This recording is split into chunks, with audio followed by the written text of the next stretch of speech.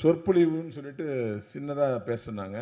ரொம்ப டைம் கம்மி, அதனால் வந்து நான் ரொம்ப ஷார்ட்டாக முடிச்சுக்கலான்னு இருக்கேன்.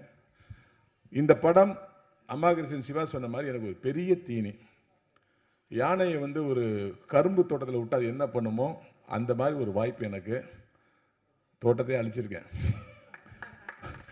படத்தை காப்பாற்றிருக்கேன் அப்படின்னு அவங்க சொல்கிறாங்க, நான் சொல்லலை. இந்த படத்தில் வந்து என்னுடைய கேரக்டர் மட்டும் தான் ஃபிக்ஸ் பண்ணாமலே இருந்தது.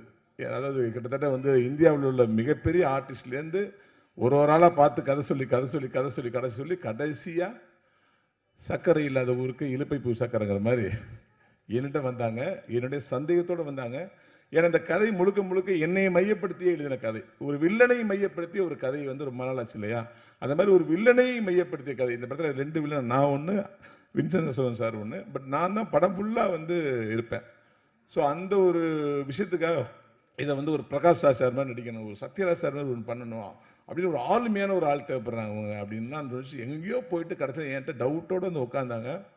நான் வழக்கம் போல் ஸ்கிரிப்டை கேட்டு சரி பண்ணலாம் சார்னு சொல்லி பண்ணோம்.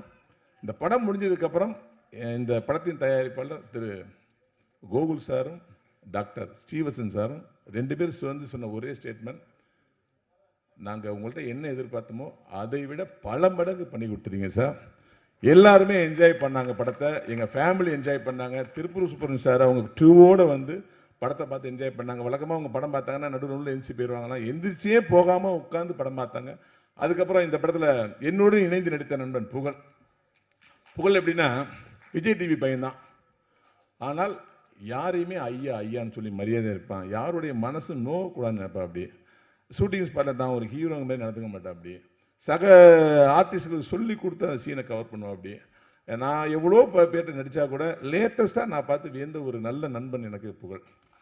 ஆமாம், ஏன்னா இந்த மேடைக்கு கூப்பிடும்போது புகழை ஃபஸ்ட்டு கூப்பிட்டு இல்லை ரவிமரியாண்ட தான் நீங்கள் ஃபஸ்ட்டு கூப்பிடணும்னு சொல்லி கம்பல் பண்ணி என்னை மேடை ஏற வச்சா. அப்படி அந்தளவு ஒரு உளவியல் பூர்வமான நண்பன்.